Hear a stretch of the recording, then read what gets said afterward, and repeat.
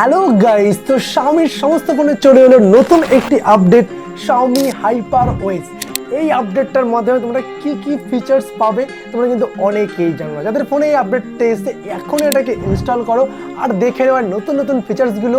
এই আপডেটটার মাধ্যমে অনেক কিছু নতুন নতুন আপডেট এসেছে আর ফোনটা অনেক স্মুথ চলছে মনে হচ্ছে। আর এই আপডেটটাতে আগের যে সফটওয়্যারটা ছিল তার থেকে কিন্তু অনেকটা লাইট ওয়েট এই সফটওয়্যারটার অনেক এক্সট্রা অনেক ফিচার্সও রয়েছে। চলো দেখে নিই ফোনের স্ক্রিনে যে আপডেটগুলো কী কী আর তোমরা কী করে এই আপডেটগুলো ব্যবহার করবে।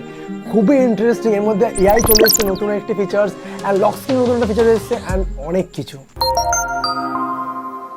তো সবার প্রথম যদি আমরা সেটিংসটাকে ওপেন করি অ্যান্ড অ্যাবাউটে আসলে তোমরা দেখতে পাচ্ছ এখানে কিন্তু রয়েছে HyperOS। অ্যান্ড আমরা যদি এখানে অ্যান্ড্রয়েড ভার্সনে যদি আমরা ক্লিক করে দেখতে পাচ্ছি অ্যান্ড্রয়েড 14 কিন্তু চলে এসছে। আমি যদি এটা কিছু ক্লিক করে ধরে রাখি and just a second, and দেখতে পাচ্ছি একটা গেম ওপেন হয়ে যাবে। দেখতে পাচ্ছ এখানে কিন্তু গেম ওপেন হয়ে গেছে। এটা কিন্তু অনেকটা হ্যাকিংয়ের মতো দেখতে লাগছে, বাট এটা কাইন্ড অফ একটা গেম। নেক্সট এই আপডেটটা করার পর যদি আমরা নোটিফিকেশন প্যানেলটাকে যদি নিচের দিকে স্ক্রল করি তোমরা দেখতে হবে টোটাল কিন্তু নোটিফিকেশন প্যানেলটা চেঞ্জ হয়ে গেছে। এখানে কিন্তু ডাইরেক্ট প্লে অপশনটা চলে এসেছে। আমরা যদি এই ওয়াইফাই অপশনটা ক্লিক করে ধরে রাখি দেখতে পাবে ছোট্ট কিন্তু একটা ফ্লোটিং স্ক্রিন হিসেবে কিন্তু এসছে এই অপশনগুলো। অ্যান্ড এছাড়া কিন্তু দেখতে পাচ্ছ সমস্ত কিন্তু লোগো চেঞ্জ হয়ে গেছে অনেকটা। আর এখানে কিন্তু একটা প্রবলেম যেটা হয়েছে, লোগোর নিচে কিন্তু নাম দেখা যেত যে কী লেখা রয়েছে, ব্লুটুথ বা ওয়াইফাই বা সমস্ত কিছু লেখা থাকতো, বাট এটা কিন্তু এখন নেই। ওকে, অ্যান্ড আমরা যদি এখান থেকে এডিট অপশনে ক্লিক করে কিন্তু যেই সেই ফিচার্সগুলো আমরা অ্যাড করতে চাই আমরা কিন্তু হামেশা কিন্তু অ্যাড করতে পারি, আর যেগুলো আমার অ্যাড করার প্রয়োজন নেই সেগুলো কিন্তু এখান থেকে রিমুভ করতেও পারি। ওকে, নেক্সট যে আপডেটটা এসেছে সেটা হলো ডিম ফর নোটিফিকেশন। মানে এবার থেকে আমার ফোনে যদি কোনো নোটিফিকেশন বা কোনো মেসেজ ঢোকে আমার স্ক্রিন হলুদ, লাল, রেড, ব্ল্যাক যে কোনো কালার হতে পারে। চলো দেখে নিই কীভাবে করবো।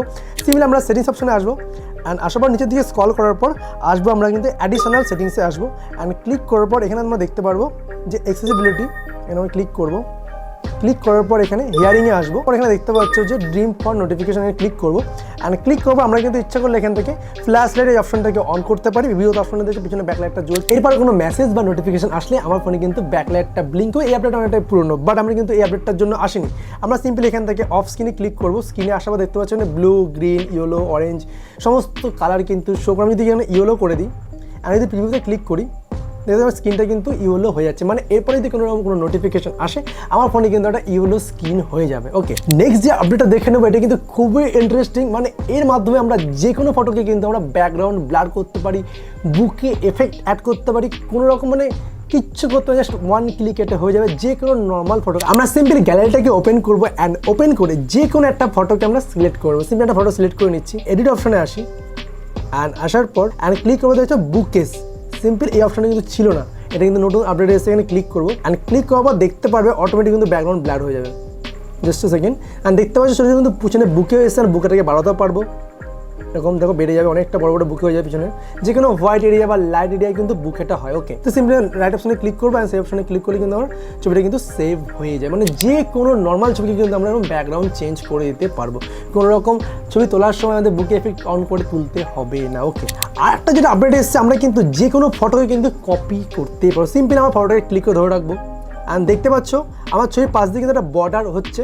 এবার কিন্তু আমরা এখান থেকে ছবিটা কপি করতে পারি, বা ইচ্ছা করলে কিন্তু ডাইরেক্ট এই ছবির ব্যাকগ্রাউন্ডে কিন্তু চেঞ্জ করতে ক্লিক করবো।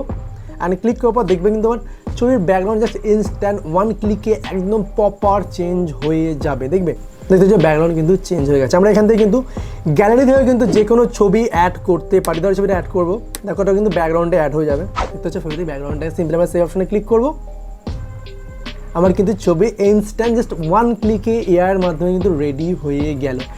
এরপর এখানে কিন্তু আরও একটা আপডেট এসেছে, যেটা অ্যাপেল এই আপডেটটা ছিল।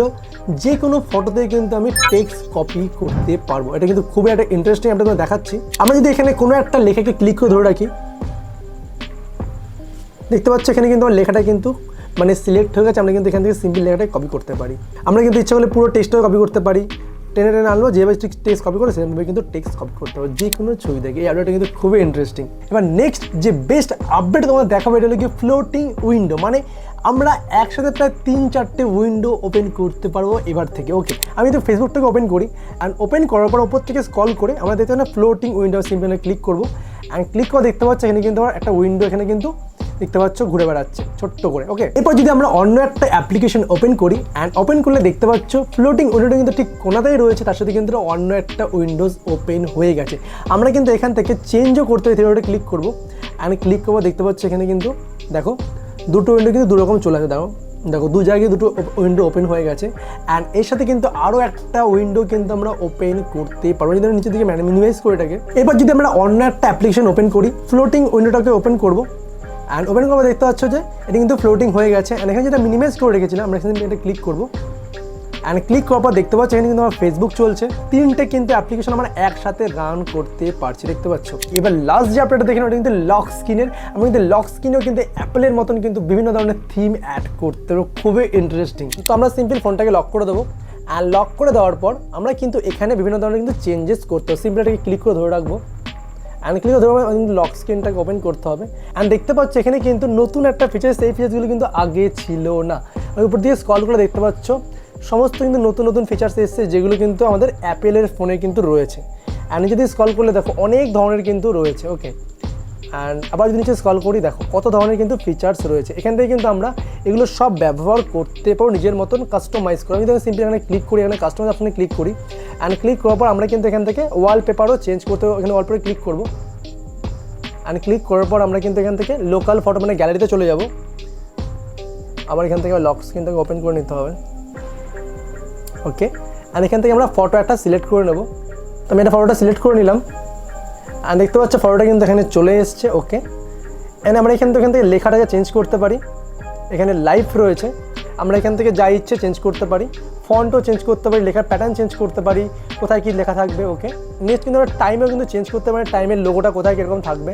সো তোমরা দেখতে পারলে Xiaomi HyperOS এই আপডেটটা করলে তোমরা কী কী ফিচার্স পাচ্ছ, আর সত্যি বলে প্রত্যেকটা ফিচার্স কিন্তু খুবই ইন্টারেস্টিং আর তার সাথে কিন্তু ইউজ করতে কিন্তু অনেকটাই স্মুথ পারফরমেন্স আমরা কিন্তু পাচ্ছি। আপডেট করার পর আমরা উপর থেকে ডাইনামিক আইল্যান্ডও পাচ্ছি, ফোন যখন আমরা চার্জ দেবো সেই সময় কিন্তু উপর থেকে ডাইনামিক আইল্যান্ড এসে কিন্তু ফোনের চার্জিংয়ের নোটিফিকেশনটা কিন্তু শো করবে, এটা কিন্তু খুবই একটা ইন্টারেস্টিং আপডেট। তো এই ছিল নতুন HyperOS-এর আপডেটগুলো, যেটা তোমরা ইনস্টল করলে এই সমস্ত ফিচার্সগুলো তোমরা ব্যবহার করতে পারবে। তো এখন এটাকে ইনস্টল করার ফিচার্সগুলো ব্যবহার করো। যদি ভিডিওটা দেখে ভালো লাগে অবশ্যই লাইক করো আর প্লিজ কমেন্ট করো কী ধরনের ভিডিও চাইছো। আর যদি চ্যানেলে প্রথম বেশি দেখো তো প্লিজ সাবস্ক্রাইব করে বেল আইকনটাকে অল করে দিও, এই ধরনের সমস্ত ভিডিও সবার আগে তোমার কাছে পৌঁছে। দেখা হচ্ছে তোমার ভিডিওর সাথে, আজকের মতো থ্যাংক ইউ।